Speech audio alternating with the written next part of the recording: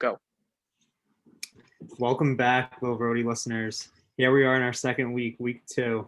And this week we're going to focus on March Madness, what's coming up, all things college basketball, us looking deep into this rankings and bracketology, and just going from there. Aaron, I'll let you say what you guys say now. Yep. The couple things that Josh and I agreed upon to go in depth on. We have, like Josh said, we got the AP poll, the new one today because today is Monday. We have the net rankings up, which shows the quadrant wins and all that stuff, which we'll go into even more in depth. We got the Lunardi's bracketology. I mean, that's the only person we follow. Yeah. And then who surprised this year and who didn't do as well. And then we got the questions that I wrote down from the past week. So the first one. And just to let you all know, just in case we have new listeners, I am one host, Josh Moran, and our other host, Aaron Cicilline. Papa Daddy, aka Aaron Cicilline. But you don't need to know our last names. Just know us as Josh and Papa. Yeah, that works. All you need to know. But the first thing, we're going to pull it up real quick. We're going to pull up the AP poll. All right. So this is the new one right here. All right. We'll do it like that. So you can see AP and coaches. Yep. So let me start by saying Gonzaga undisputably should be the number one team. You know, they're 7-0, quad one wins. They haven't looked weak at all. They don't really have many weaknesses. They can shoot, slash, defend. Well, they're more of a high scoring team, but they can get stops when they need to. Yeah. As you can see too, like the voting system for the AP, you can tell that the country also agrees with you, Josh, because they have 61 of the 63 votes for the number one spot still. So they haven't lost yet. There's no reason for them to even drop out of that spot. They've deserved it every spot of the way. And if you want to look a little deeper too, look, they beat number 5. They had a strong win against Iowa. They had a strong win against West Virginia. Yep. They led that whole game. They handled Kansas no problem. And then they demolished Virginia at 16. Yep. So, you know, their resume speaks for itself. Yep. And I know in recent years, some people say, like, when Gonzaga gets the high seeds, they always look at their conference or maybe the non-conference schedule that they got. You know, you can only play with who you get. So exactly, yep. You can't really blame the schedule. You know, they try to get big games, and look at that. They got big games this year, and they've won all of them. So, yeah. And not only that, too, a lot of people complain about the West Coast Conference that they're in, and then they always dominate it. But, you know, BYU is a pretty respectable opponent. They killed them twice. Like, you know, they're right outside the top 25. I think they're ranked, like, number 26 right now. Yeah. Like, you know, they were next in line to be ranked. Right there, right? Yep. And then St. Mary's is always decent who they're playing right now and handling no problem. Yeah. Should be an easy win for them. Yep. I agree. Definitely Gonzaga. Yep. Obviously Baylor's been there all year. They've been always top 5. They just stayed there. They've only got one loss this year. You know, for Baylor fans out there, I will say this for you guys. Gonzaga's 1A and Baylor's 1B. Yeah, I think undisputedly those are their own tier of teams. You know, you can consider your Michigan or your Illinois, Iowa, but I think those teams are just a little bit, you know, there's 1A and 1B, and then I think there's 2. And I think Baylor and Gonzaga are the 2 top teams. They both have 3-headed monsters on their team with depth and good coaches. I mean, I think anybody would want to see those 2 match up in Indianapolis in April. So absolutely, that's the dream matchup right there. You know, as you go down, I mean, some of the teams that you're not used to seeing in these top 10s. I mean, Houston's had a couple years in a row, but it's still weird to see them. The last 2 years. It's still weird to see them. Alabama, you know, they're sometimes middle of the pack. SEC. They weren't supposed to be there either. Yeah, they're dominating this year. It's doing a great job over there. Arkansas, yeah. I mean, that Alabama team, they just shoot the ball. Coach too. Yeah. Yep. And into some teams on here, you look and it's just deceiving because, I mean, me as a Friars fan, to see Creighton at 17, I've watched Creighton play and they're just not really that good. But yeah, let me ask you, like, do you think Creighton has, like, what's their, like, potential in the tournament? Like, what's the best they can do in your opinion? It's weird because Big East is so it's like Villanova, and then there's always another Big East team that kind of wins a game or two in the Right. Big East. Yeah. I think Creighton. I mean, now with Villanova, I mean, two of their point guards are out. Well, both their guards, the starting guards, are gone. So there's a good chance that there's gonna be maybe no Big East team that wins this year past the first round. I mean, it wouldn't surprise me. Villanova is projected to be a 3 seed, but they might lose round one because they're losing 30 points per game Yeah. at their guard Lawrence position. Gillespie are really good players. Yeah. I mean, Creighton, they have their talent. I mean, you can go look more in depth at their team right now. Could pull it right up. Jefferson's pretty good. Mahoney, Zagorowski's obviously a beast. Yeah, see, look, they're second in the Big East. Those are clearly the top two teams. And the Zagorowski kid, I'm pretty sure he was the projected Big East Player of the Year before the season.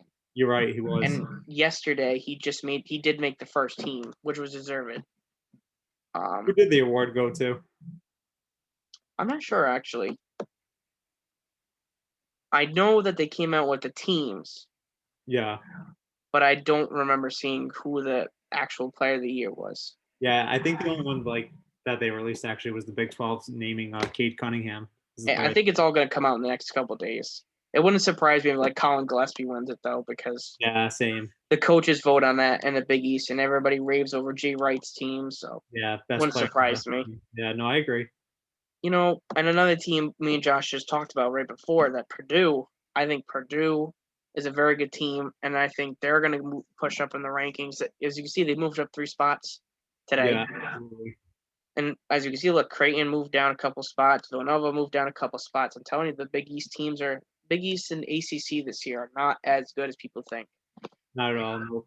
I think those are 2 good weak conferences. And I think we're going to get a Pac-12, Big Ten type of championship this year. Not the Pac-12. They're weak too. Don't let them fool you. Colorado and USC. I like my Oregon. Yeah, Oregon's probably the best bet.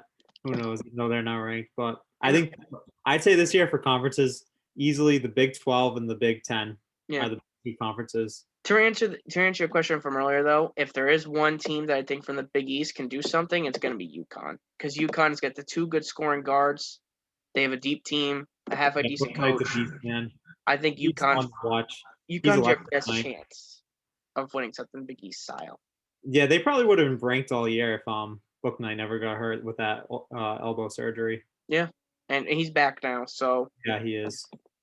And now we're going to go into the net rankings like Josh was saying before. We just went over the AP poll. We gave you who we like and who really don't from there. So, like Josh was saying, look, Gonzaga, 7-0 quad 1 wins, 4-0. I mean, they haven't lost, obviously, but just look at 7 wins against quad 1 teams is, like, good. You can't say Gonzaga's strength of schedule is not good when they're proving that they're 7-0 against quad 1 teams. Yeah, they're the only team who hasn't lost, too, so. Yeah. And just look at some of these teams. I mean, it's tough with Houston. They don't play in the best conference, but 9-1 quad 3. Quad 1 games, it's kind of tough to judge them and, like, how to predict they'll do in the tournament going off of that. It's not enough of a resume. And look, you could just tell Big Ten is a great conference this year when Illinois has played 14 games against quad 1 teams. Oh, absolutely. I know not all of them against Big Ten. That's tough. That's pretty good. 9-5, and then it's right above them, Michigan being 7-2 from that conference as well. It's crazy. It is. And then Baylor going 8-1 in the quad 1 wins. That's another, like I said too, the Big 12, another great conference this year. I mean, let's be realistic. The net rankings is also a little, I trust it, but having Colgate at 8, nobody's picking Colgate to win March Madness. So no way. I can promise you that. I'm pretty sure there'll probably be one random team who picks Colgate in the ESPN bracket on accident. But yeah, and when you look a little deeper, look at Colorado too.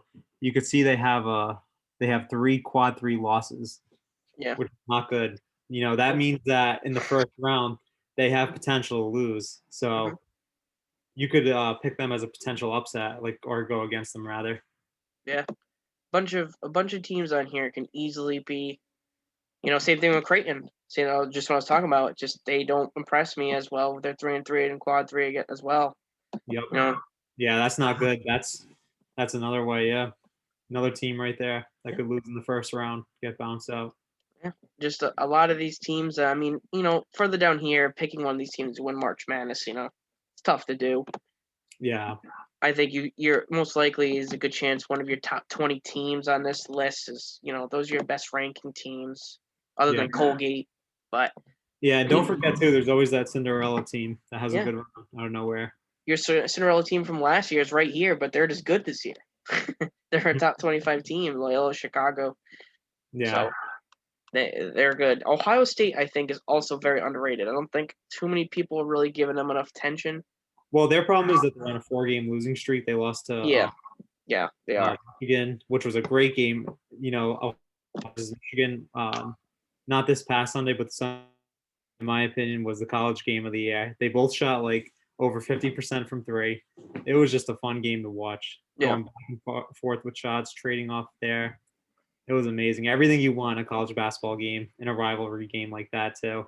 Yep. And Michigan came on top. But then they lost to Illinois. They lost to Michigan State. And I forget the other team they lost to, but I know they are on a 4-game losing streak. Yep. But they are a good team. It's not like they were like losing hard in those games. And then the next thing, we'll move on to the next topic now because we just did a pretty good little thing in the net rankings.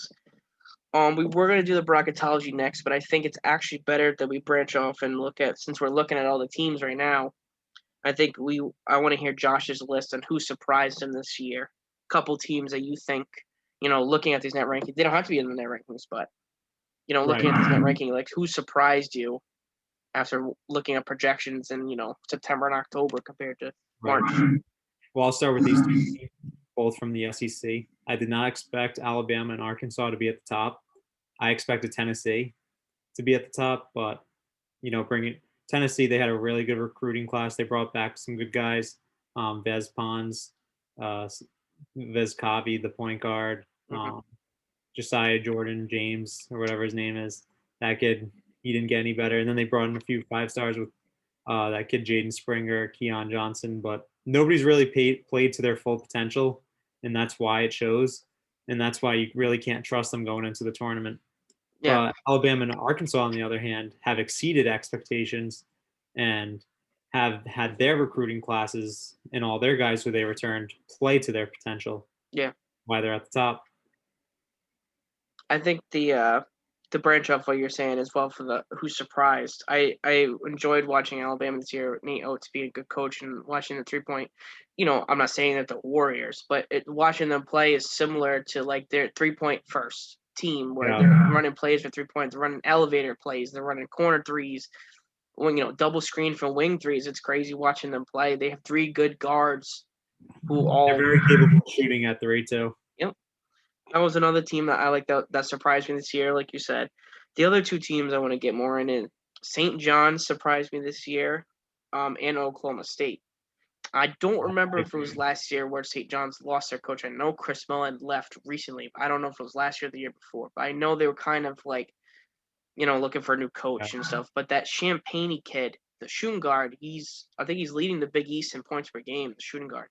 He's an absolute monster. He's leading St. John's, giving him a chance to make March Madness, and that's another team that could be one of my 3 Cinderella teams that I think that could do something randomly this year. It wouldn't surprise me if St. John's won a couple games. Yeah, plus the addition of Posh Alexander, the freshman, man, he's been really good too. The other team I want to talk about that surprised me is Oklahoma State. Yeah, absolutely. I don't think that it's a big surprise watching them be ranked because they got the best player. No, I agree. But it surprised me how good, their depth was. It wasn't until a couple of days ago where I started watching some highlights on them. And Josh, you brought this up to me, how deep their team was, because I remember I mentioned a couple of days ago that it looked like if you watched them but didn't pay attention to them, I thought there was like a John Morant-led Murray State team. But I was wrong. Looking into the team, they have 7 guys in their team averaging 7.8 points per game or more. Yeah, that's a deep team. That's the definition of a deep team when you have 7 guys, and that's not including Cade Cunningham. So that's 8 players total. And he's averaging what, 20 points per game about? More or less? He's getting 26 and almost 4 a game. So and 2 steals. Like 20.6 or 26 exactly. 20 points per game. Yeah, that's what I thought. So, Oh, that's impressive. like, looking at this Oklahoma State team, that's another team. I know they're a little bit of a higher seed, but that's Yeah. another team that I would watch out coming March Madness. Yeah, that kid Avery Anderson's really good too. Yeah, they have a couple good top heavy guys, but they have a couple good bench guys coming off and getting minutes and getting them buckets. So I mean, Yeah. you Yeah, know, the other two freshmen on the team, Rondell Walker, he's been a yes, great addition for the team, and then yep, Moncrief, he's yep, been huge as well. Both really good players. And obviously, Cade Cunningham's gonna be a one and done, but it's gonna be a lot of fun to watch the other two develop there. yeah. And here's the hoping. I know they're still under the hearing process since they appealed. They're still eligible for March Madness right now, but hopefully, Right. the NCAA doesn't take away that product. I think a lot of people would like to see Cade Cunningham, Oh man, if we get get some watching March Cade Madness Cunningham run. in March Madness, that's gonna be terrible. We got to see that. Yeah. The world needs it. And before we move on to our next topic, I also want to ask you the same question, just reversed. Who had high expectations this year? I know you mentioned Tennessee. Who had high expectations this year, but sucked? Just plain Right. off, just didn't meet expectations, and Definitely Virginia. I'd say North Carolina as well, even though they're still figuring their team out. They've been playing a little better as of lately, but I expected both teams to be ranked all year. And yeah, I'm going to say Kentucky too. yeah. I Yeah, They, I I had know they, Kentucky on I my know, list. yeah, Terrence Clark went down, which was a big upset for them. But I thought their team was still deep enough to be competitive in the SEC. But they've just been terrible. Yeah, I wrote down Kentucky because I mean they had a 5-star class. They had a bunch of 5 stars and 4 stars coming in, just like Cal Cavari gets Right, every year. Just didn't click. right, They just yeah, didn't play as good. Obviously, and unfortunately, I hate to say this, I'm a Duke fan, but I have to write Duke because I mean they were projected third in the ACC this year, and they're like eighth, and they're playing in the first round of the ACC tournament. That's how you know how they didn't have a good year. This yeah, is no, the team that usually has the bye. This is usually the team that you watch the other teams for 2 other days, and but yeah, unfortunately, they got to face Boston College first round, and it wouldn't surprise me if they lost that game. yeah, no, same here. Another team that surprised me as well. I mean, Josh told me they weren't that supposed to be that good, but just to see Iowa State be 2-21 on the year and have a 17-game losing streak right now, that's crazy because Iowa State's always a team you see in the March Madness every year. Always a team that's getting a couple 4 stars, maybe an occasional 5 star that's leading the way. They always have a draft pick as well. So it was crazy to look at those stats and be like, damn, 2-21, 17-game losing Yeah, streak. yeah, I'm surprised, but it is weird to see a team like in a good conference like that do so poorly. But before I forget, this team, Georgia Tech, I don't want to say like they've been so surprising because they've returned a lot of guys with Mike DeVoe, Jose Alvarado. Yeah, they're a Those, veteran team. yeah, they're a veteran team. But it is nice to see a veteran team finally do well, like a team like Georgia Tech. And Yeah. Moses Wright just got named to the first team All ACC, correct? Yep. Deservedly, yes. Yeah, deservingly. Yeah, he's a good player. Yep. Okay, so we got that question out. So now we're gonna just look at the bracketology. I know we both know this as well. This is gonna change because Yeah, Selection Sunday's this upcoming Sunday. So very, very subject to change. And Joe yeah, Lunardi is not the Selection Sunday committee, so yes. keep I that in mean, mind. This is like a mock version. this is gonna be close. So we're just gonna kind of look at the matchups and potential Cinderella teams going through the Yeah, brackets, and you know, this is it. We're just gonna take some time and look through it. So obviously Region 1, obviously we got Josh's team, we got the Zags. go Zag, Zag up, baby. This 8-9 seed's actually kind of interesting. I'm not saying Loyola Chicago, you can't get beat Gonzaga, but that's actually kind of it'd be a hard round 32 game, either or, because they're both, UConn's got the scoring talent and Loyola Chicago's ranked. You know, they're an 8 seed, but they're like top 20 in the country. Yeah, absolutely. So, Florida State, that's the best team in the ACC personally this year for me. Yeah, I just can't see them getting past Purdue.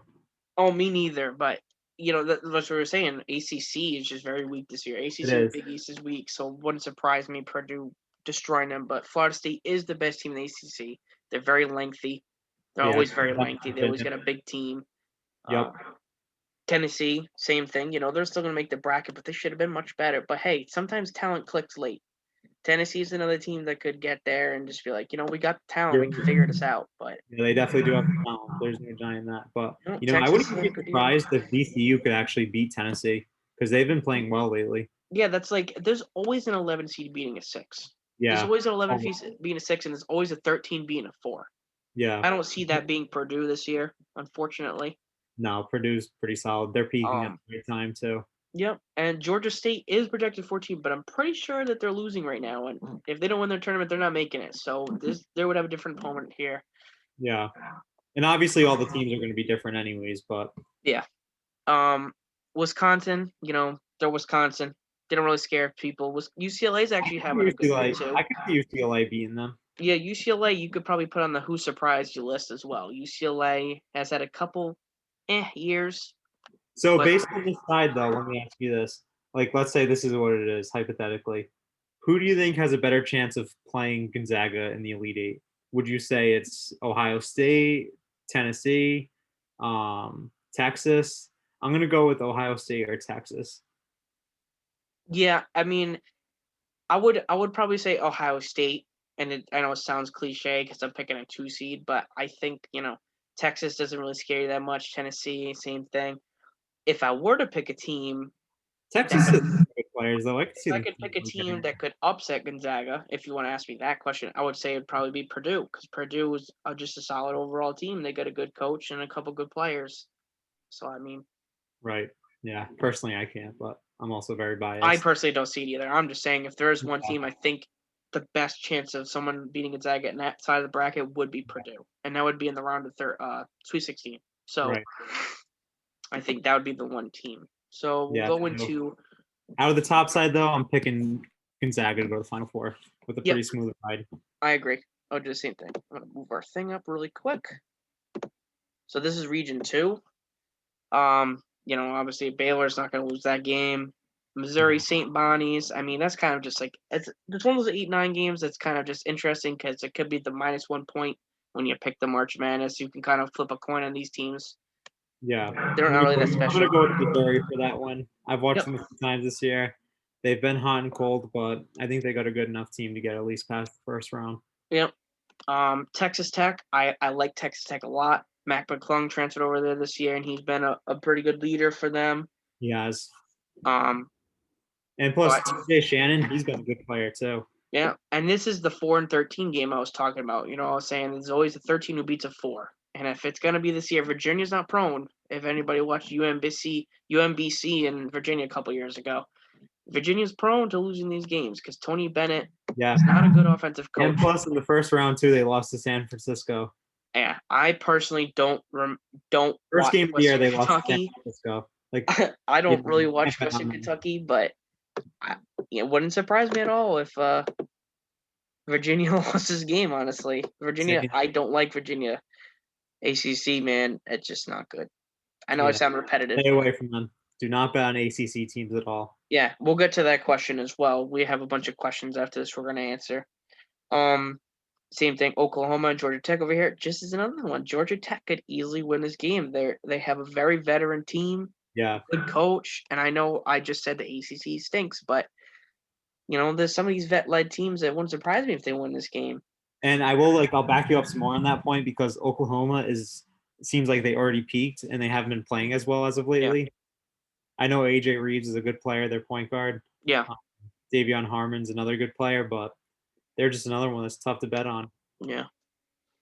And then over here, I don't see Villanova losing this game. I know they're missing both their guards. I don't know if Justin Moore is going to come back for the NCAA tournament. I hope so. Right. I want to see Villanova have a fighting chance because Gillespie's out for the year, the point guard. That was a huge loss. So that's 2 huge losses. I mean, I bet this is going to be a little bit closer than you think, but I think Villanova wins that game. I've watched a bunch of Louisville this year. They have a couple good players, but they don't spark me as a great team. I think San Diego State wipes the floor with them, to be quite honest. Yeah, I agree with that. And then Iowa, Iowa's going to crush them. Yeah. We'll do the same question. I mean, from this bracket, for me to answer first, I'll let Josh go second because I know he knows more. I still think Baylor. I think I put Baylor into the Final Four here. I don't see if I were to pick a team that could beat them, I would probably say either Iowa or Texas Tech. Those are your two best bets, probably, because Virginia and Villanova are not a good 3 and 4 seed in this bracket. So I agree completely. um, And to go a little in depth further there, if Baylor were to run into Iowa, it would be an interesting matchup because their center, Mark Vital, is only 6'6", I want to say. yeah, he's Going up short. going up against Luka Garza, he's tough. He's a tough guy. Don't get me wrong, but he only averages 6 rebounds per game. Yeah, He's going to run into a lot of trouble with Luka Garza. he And reminds me of who's the backup guard I was talking about last week on the Nets. Oh, Bruce Brown. yeah, I know Bruce Brown is not that tall either, but he's like that guy he's like a rugby player. He's just short, but he's a good rebounder. He's a good tough player. But Luke Garza, man, he's just dominant. It's tough to beat that. Tough to beat that guy. yeah, he's got a big body too, so it'll be a good matchup between those two. And I agree. Baylor, if they run into a team who knows how to use their size, it's going to be trouble for them. But Yeah. I still have them and Gonzaga as the 1A and 1B, so Yep. they Okay. should. Now we're gonna go into Region 3, and this is where these Region 3 and 4s. This is where it starts getting interesting because my opinion on Michigan is I know they ran into a hot Michigan State team, but I don't view Michigan as that good. Their best player on their team is a true freshman. So, I still obviously think they beat Siena and either Virginia Tech or Florida. I think they're much better than those teams. But Michigan is very flip-floppy for me. There could be a team who glues in the They're going to elite. beat up on teams that don't have size, Yeah. and that's the truth. And Hunter Dickinson, don't get me wrong, very good player. He is. Just true freshman. It's tough to trust. It is. Yep. But I will give this to Michigan too. They're also a good 3-point shooting team. Yeah. You got Franz Wagner, Isaiah Liver, Eli Brooks, the Columbia transfer, Mike Scott, I want to say his name is. I could be wrong. If I'm wrong, don't crucify me on that one. But that Isaiah Livers kid, like you were just saying, he shoots 44% from 3. So he's a sniper out there. I mean, he's another guy. He's been there.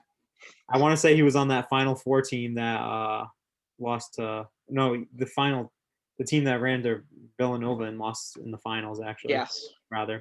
Yep. Not Final Four, but you all know what I'm saying. Same thing. They got Tony Brown coming off the bench, so they do have depth. Yes. Yes. Yep. So same thing with the 8 and 9 seed. Again, this is another flip flop thing. I gotta say, they've also done better than they were supposed to. They have. They held on to being ranked all year. They got a good coach. Yeah. What's the best player on their team's name? Q Mali or something like that? Yes. I have no clue how to say it, but I think you're right. I've heard it a bunch of times on he's a good player. Yep, I agree with that. Colorado easily wins this game. Kansas easily wins this game. Toledo and Liberty, I don't think any of those are on upset watch. No. That's just my opinion. But I think Kansas does go past Colorado pretty easily there. Yeah. Colorado doesn't really scare me that much. Yeah, like we said, what did they have, like 3 quad 3 losses or something like that? Well, Colorado I like a lot, but come March Madness time, it's tough because when you're facing teams that are not familiar with, and Kansas, when you're, with Bill Self, he's a great coach and he's been there forever. He's like the Calipari, the Coach K's. He's part of that group. And yeah, Kansas. Sometimes it's the coaching that gets you going, honestly, at March Madness time. So, same thing. Oregon, Oregon's my surprise team. I know Josh doesn't agree with me there, but I like Oregon a lot. Yeah, I just gotta say, without Will Richardson, I just can't see them. It's gonna be tough, but they still have they have a very good duo. They do. Between Duarte and the Umarori kid. Yeah. I like that duo a lot. I mean, just between those two alone, they're giving you 35, 10, and 5 a game. Just between those two alone. So yeah, they're both very talented players. If you roll into March Madness with a really good duo, and they're both good shooters as well. So right. Yeah, I just don't see him getting past Arkansas over there. No, I think Arkansas is very good, but he's been a stud, man. That kid can shoot. He can play. He can defend. He could do it all. Yeah, that's just my official prediction from the side of the bracket I was looking at this morning, I think Oregon is your Cinderella team this year. I know they're a 6 seed, but I think that's your Cinderella team. That's the team that nobody's really gonna pick that much, but I think they can get there. Yeah. Arkansas, you just talked Yeah. about, they're very good. It wouldn't surprise me if they destroyed Oregon, honestly, but Yeah. keep the faith there. Clemson and Maryland. Why not? I've watched Clemson a lot because of Duke. Clemson's not that good. No. Clemson's actually really bad, to be quite honest. Yeah, They they had a are. nice They got, run mid-season that got they them got to destroyed the by a bad Virginia team, though. So yeah. there's Anyone who loses to Virginia shouldn't be that. considered. Wow. Yeah. And then No. Houston's dominant, but Houston's in the Gonzaga realm from a couple years ago, where they don't face that many great people, but they've beaten everyone on their schedule that's part of the quad 1, quad 2. But they Right. just haven't had the quantity of it, if you know Yeah. what I mean. And they really did win on a nail biter yesterday, Sunday. Yeah. When they hit that half court three off the bank. Or is it Houston's right here? That was crazy, that game. Only That was 2-1. game to watch. They've played 3 quad 1 games. They have played 6 quad 2 games, and they've won. Respectable. That's respectable for the first round. But Yeah. that one quad 3 lost, that scares me. Yeah. Sorry, Houston fans, but you guys have potential not to make it very far. Yep. So same thing to answer the question. I'll let Josh go first. If obviously we're looking at the 1 seeds, who in this bracket scares you of beating Michigan? On their side, who can get past Michigan? Yeah, like if you could pick a team that could upset them before they get to the Final Four. Right. Oof, this is tough. I would say Kansas because Kansas has good size with McCormick. Mm-hmm. He's a pretty good player. He's a tough guy, big. He could do it all in the paint. Who's that shooter that they got in that team? O'Shea Agbaji. Yes. Yeah, he's great. Good too. Yeah. And then they got Christian Braun, the white kid who's pretty good. Yep. And then obviously Myles Garrett, another really talented player, great defender. Yeah. The defensive player of the year last year, so he's going to bring intensity every game. Yeah. I think to answer my part of the question, I think the winner of this round of 32 game is going to be Michigan. Yeah. Arkansas or Oregon. I think whoever wins that game, I think they come out of this bracket. And just for the heck of it, I'm gonna put Oregon there because I already wrote them down. That's my yeah, why not? That's my Cinderella team. So right now I got Gonzaga versus whoever we got in 4, and then I got Baylor versus Oregon in the Final 4 on mine. I like that. I can see that happening for sure. So now we're gonna go into Region 4. I'll let Josh take the realm for Region 4 here. Oh man, Illinois. They started hot, cooled off, and now they're peaking at the right time again. Between DeSunmo and Coburn, those two are probably the best duo, I would say, in college basketball this year. Mm-hmm.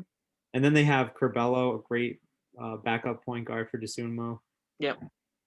Adam Miller, another freshman, who's pretty good. What's the other kid's name? The good shooter. What's his name? Oh, Trent Frazier, another good player. So Illinois is very talented. They got guys who can score. Yeah. Very talented team. And especially they're another team with Coburn. If a team doesn't have size or they can't light it up, with 3-point shooting, they're not going to get past Illinois. They're a tough team. Illinois has proven themselves. Yeah. That duo kind of reminds me of like if I watch the Hawks, like the NBA, reminds me of Trae Young and Capella kind of. I think Coburn, I think he's more talented offensively. He is. He's much more like posty type of guy. I like him better. A little too, Yeah. He's good in touch. Yeah. I like him better offensively, but I think that's what reminds me, like that game. And that's why Illinois works, because they realize who their 2 best players are. I know a lot of coaches, they realize, we got 2 through 4 as well, but no, come March Madness time, you roll with your best players. And those best players, you live and die by those guys. Sometimes it works, sometimes it doesn't, but you feel better as a coach running with those 2 at the point guard and center than other teams, honestly. Yeah. Now, this is an interesting matchup because North Carolina is kind of on fire right now. Yeah, and LSU's not anything special either. I know they have Cam Thomas, who's a freshman stud. Yeah. He's like 5th in scoring, averaging like 22 points per game, I want to say. Yeah.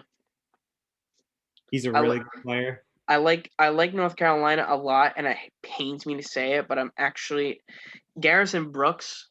I hate him, but I hate him in a good way because he's great. He's a great player. But him Yeah, and Caleb Love is another good duo. yeah, he's That been playing better lately too. yeah, and those two could match up with Illinois. I think Illinois still obviously beats them, but North Carolina is kind of deep. They have the 5-star Yeah, their only recognition. problem is that they're not the best shooting team. They have a No. lot of size though. Dayron Sharp is a really good backup big to Yep. Armando Bacot. Yep. Those two are I was very. just gonna say Baycott too. Baycott's a pretty good Yep. player. Yeah, I'm pretty sure Bacot's the leading scorer on that team. Yes, he is. Yep. And I not think by Caleb Love's right behind him. yeah, you're probably right. And then Dayron Sharp's up there as well. Yep. But just to I just fact checked myself, and Cam Thomas is fourth in scoring, averaging 23 points per game. Yep. Really good player. Mm-hmm. It's always cool when you can see a freshman do that and not get much publicity. I know LSU isn't the best team, but hey, it's still a very big school, and it's a good conference. Yeah. To move on there, I think we both agree that North Carolina probably wins that game. Creighton, like I said, we were talking about Creighton earlier. This is another 5-12 upset. If you guys are looking for teams, I know for the bettors out there who may watch us or the March Madness people, whoever this 12 seed is, I would take them. Honestly, it doesn't really matter who it is. I don't think Creighton's that good. Any team that has been close with the Providence Friars this year, you can beat them. They're not that good. Absolutely. They have two good players. As well. They have the point guard and the shooting guard, Zagorowski, and the lefty kid. That's it. If you stop them from shooting basketball, they're not that good. Mahoney, Jefferson, those three are all good players, but and Zagorowski obviously, but also this team is kind of in turmoil right now. If anybody hasn't seen the story that's come out about the Coach McDermott said about the plantation comments, this Creighton team might not be fully focused. Yeah, or might not want to play for him. They just did reinstate him though. Yeah. And Zagorowski did defend him, which is nice to see from your players. He said, he would take a bullet, he would die for anyone in this room. This all, which is good. That's what you want your best player to say. Defend him, even though I think they kind of need him. What he said was very wrong.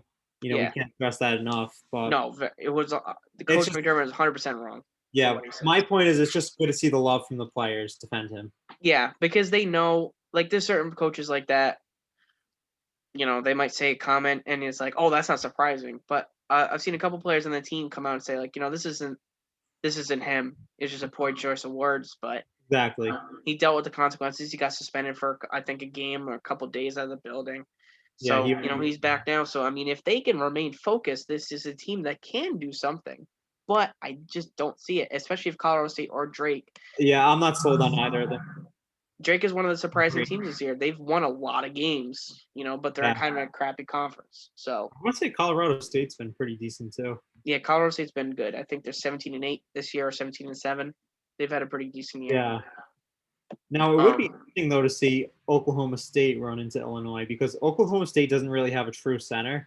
I think the biggest player that they run with is 6'9". I want to say that Boone kid. Yes, I think Boone. He's a good player though. Yeah, he is stocky, and he's a good rebounder, plays very hard. But when you run into Coburn, like I said, it's just like he's a 7-footer. Who's going to stop him? Yeah, it's tough. Yeah. Yeah, I think Oklahoma State wins this game pretty easily.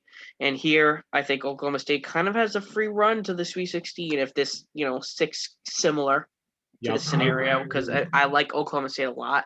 I do too. I'm completely sold. USC, if they're shooting well, they can beat Illinois.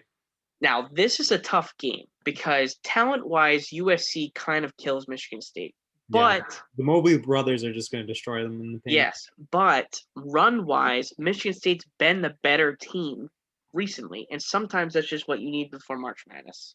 Yeah, they've been hot. They've beat Michigan. They beat Michigan. Did they beat Illinois? No. I don't know if Illinois, but they beat Ohio State. That's what it was. It was Ohio State. They beat 2 top 10 teams. I think maybe 3 top 10 teams. There's another team in there as well. Yeah, I want to say you're right. I want to say they're on a 4-game win streak or maybe more. And they've dominated. Like, they've just won games. They've controlled games. But hey, that's the Tom Izzo effect. They were supposed to be better all year too, but I think they started out like not with their complete roster, so it just took them time to get going. But I would if put them in the they neutral look like, realm because we yeah, were it's talking hard to, about who surprised and who sucked this year. They're the neutral. They sucked, then they're good, so it kind of evened out. But now yeah, they're kind of putting themselves in this position where it's tough as an 11 seed because I mean, even if you beat USC, you're probably gonna face West Virginia, and West Virginia is very good. yeah, they are. So, but USC, like you're saying, the Mobley brothers, very good players, very good duo over there. I still think USC wins this game, but it's gonna be closer than people think, and this could be another 11-6, 11-6 upset. West Virginia's gonna handle Colgate. Colgate's not good. I don't care if we showed you they were 8 in the net rankings. Colgate's not good. Yeah, no. West Virginia will handle that game.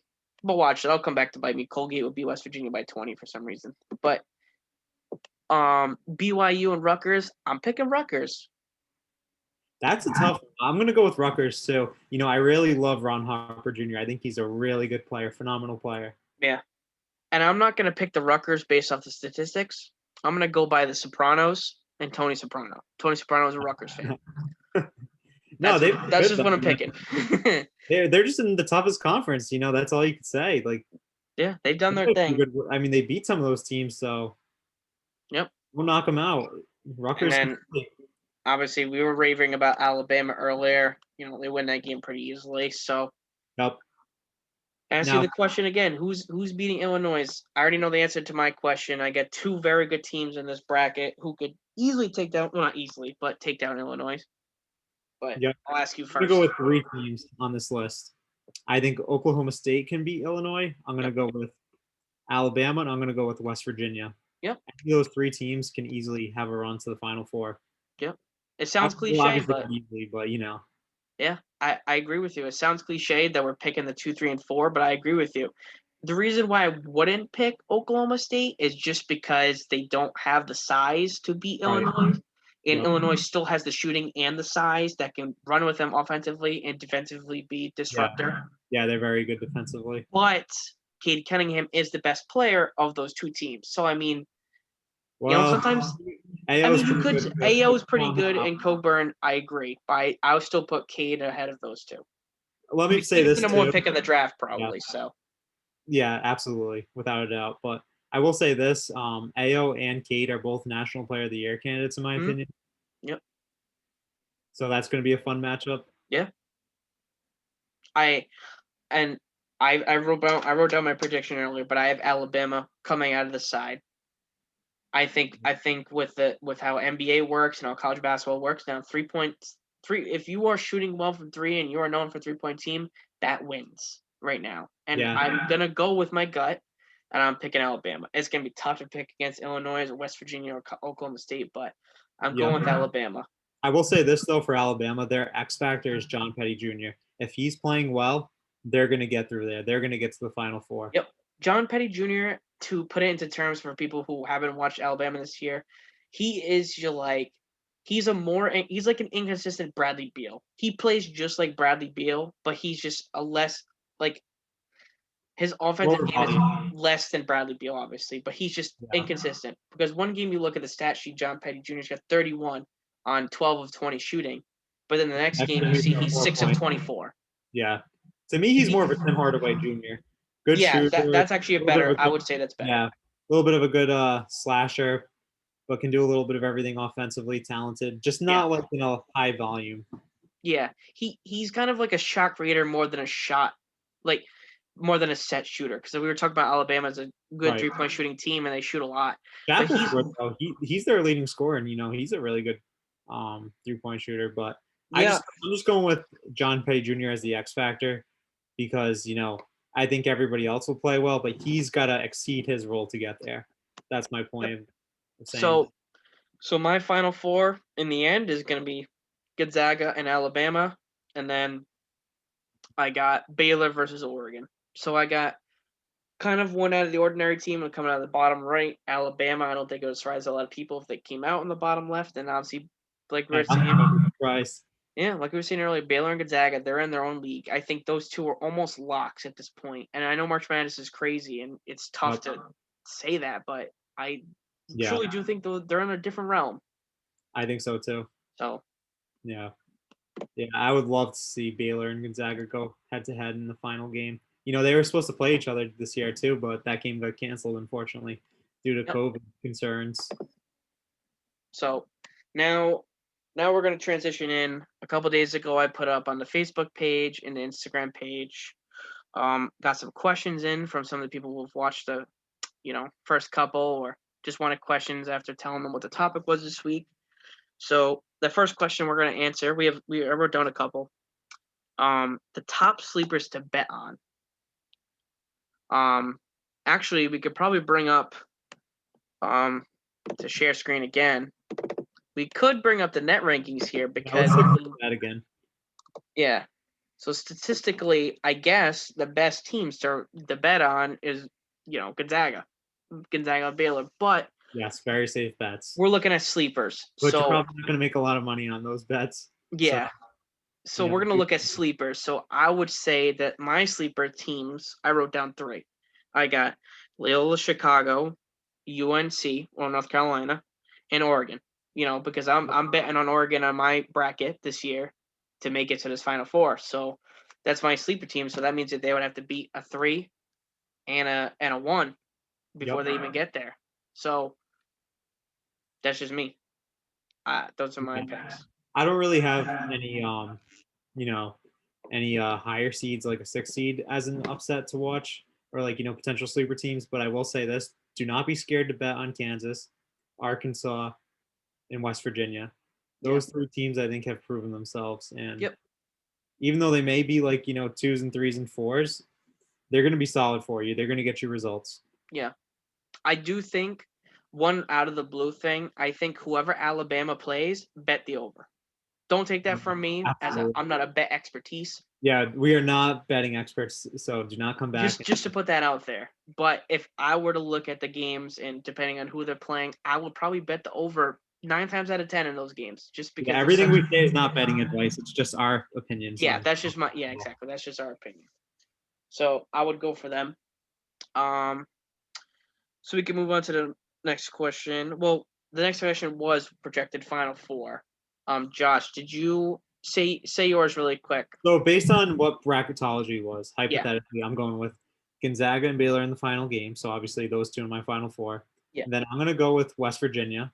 Mhm. And then I'm going to go with, do I want to throw Michigan in there? Can we see, bring back up that bracketology quick. Let's see. I got you. All right. Here's your third region. There's Michigan in here. You got Kansas, Oregon, Arkansas, Houston. Hmm. You were talking Kansas up earlier. Yeah, I want to say Kansas, but I don't know. I really do believe in Michigan. All right. So you're going with Michigan. Yeah, I'll go with Michigan for now. I'll pencil them in. But I'm going Sharpie on Gonzaga and Baylor. Okay. All right. So there's the second question. Now, what about you? Are you do you share my confidence on Sharpieing in Gonzaga and Baylor? Oh, 100%. Yeah. 100%. You've rubbed off on me with the Gonzaga. So I mean, I just want to talk about their team quick. Corey Kispert, stud, shooting 55%, averaging almost 20 points per game. Then you got Drew Timme, another almost 20 point per game scorer. And then you got Jalen Suggs, stud freshman, going to be top 5 pick in the NBA draft, doing his thing, elite defender. And then you got Joel Ayayi, another beast. He's actually their leading rebounder, 6'5" guard, but man, that kid's got great rebounding instincts. Yeah, I think he's getting like 8 boards a game or something, right? He can shoot, slash. That kid can do it all. Yeah. First triple-double in school history, too. Yep. And then you got Andrew Nemhard coming off the bench. Well, actually, he's been a starter as of lately, but initially when the season started, off the bench. But, any other team, that could be averaging like, I'd say he could average like 15, 16. On Florida, he was averaging like 10 or 12, I want to say. Yeah. But, that's also another deeper team with guard last year. But then he came here for a smaller role, but he wanted to win a championship. And he'll still get to the NBA, I think. And then Anton Watson, he's like kind of like your do-it-all guy. Doesn't really like create his own shot, but he's a good player, good hustle guy. Yeah. And a good athlete as well. And that's pretty much it for my analysis of Gonzaga. Yeah, I agree with you. I mean, you're the Gonzaga fan here, so Yeah, I got them on right now. Halftime, they're up by 16. yeah, No, 18. Sorry. they'll win that turn. They'll Come win on, that yeah, conference quick tournament math. pretty easy. Long day. Um, I'll ask you this. This is kind of a hypothetical question. We were talking about this earlier as well. Should more players, high school recruits, take the LaMelo Ball approach, or should they take the Jalen Green slash Kuminga Right. approach? Or, I mean, you could go the classic route, pick a college, whoever's recruiting. Yeah. So Well, those are your three options. obviously, I'm a huge college basketball fan, so I want to see all the talent go to the NCAA Yeah. and go to the schools. I think it's also good for the kids too. Be with your peers for a year, have fun. Be a student athlete, get that experience. Yeah. Learn under some of the top coaches in the game. That's a priceless experience, and I don't think that can. I don't think that should always be passed up. And I also think that it makes certain guys prove themselves. It shows that other guys are better than what their rankings were. Like Moses Moody on Arkansas, for example, he's going to be a top 10 pick, and he was like, I want to say 24/7 Sports had him ranked like either later 30s or early 40s. Yeah. Now I he's going remember to be him. top 10 pick, so he probably didn't have a G League option. No. He did what was best for him. But if you are to pick from overseas or G League, I'm going to go with G League. I just think it's better to be in the country. It's safer. You can be around your family, your friends. It's Yeah. just a better environment overall. Yeah, to expand more on that, I agree. I think if it's not college, um, I do agree that G League's the best because you're working under NBA coaches now dedicated to those specific Yep. teams. So you're kind of getting a name in there, and those G League coaches can spread the intel to other coaches in the league and GMs and owners. So I think it's easier spread, and you're also facing talent from the NBA and the G League. I know it's not the best, but you're facing a bunch of veterans. And I also on those G League teams, I forgot the name of what they're called it, but on Jalen Green and Kuminga's team, I know they have Jared Jack. They have Jared Jack. Yes, that's what it is. Yes. And I know they have Jared Jack. I know they have Amir Johnson on their team. I know they got Amir Johnson too. I didn't know that. Yeah, they have a couple vets in the team, and I mean, Jared Jack. I mean, he wasn't the best player, but he had like a 10+ year NBA career. He was a good role player at least. Yeah, Amir Johnson, same thing. He played a bunch of years with Philly, the Celtics, Toronto. So, it's good to get. Man, you love that division for no reason. Yeah, it just works. I think that, and plus, nobody's talking about this enough. You're getting like you could get up to a $500,000 contract for a year. So financially, you're stable. Yep. Just like you could if you went overseas as well. But I think the option of signing in the U.S. and playing for 500. The only difference is you get more exposure in college.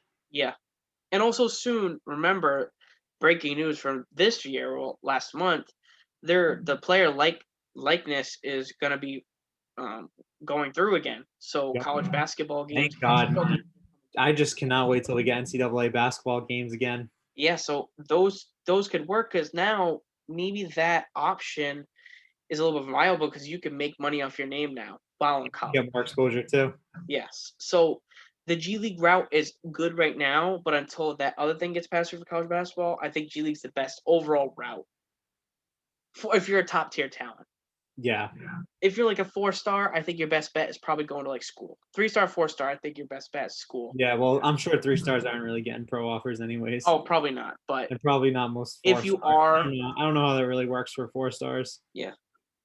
And the last question we're going to end off on is who is your pick for National Player of the Year and who is your pick for National Coach of the Year? Well, I'm very biased. Obviously, I'm wearing a Gonzaga shirt, watching Gonzaga right now as we speak, but I'm going with Corey Kispert, Player of the Year. 4-year player, best team, shooting 55%, 46% for 3, right? I know I just spit out a lot of words. Yes, he's 56% field goal percentage and 46% 3-point percentage. Yeah, on a high volume. Very high volume too. So yeah, he's just killing it. He's shooting well. Yeah, so he's my pick for National Player of the Year, and then Coach of the Year. I want to pick Mark Few, undefeated. Probably the best team. Yeah, I'm going to, but I also really like Nate Oates and what he's done with this Alabama. Yep. Yep, I agree with you on the national coach of the year. Those are the two I wrote down: Mark Few and Nate Oates.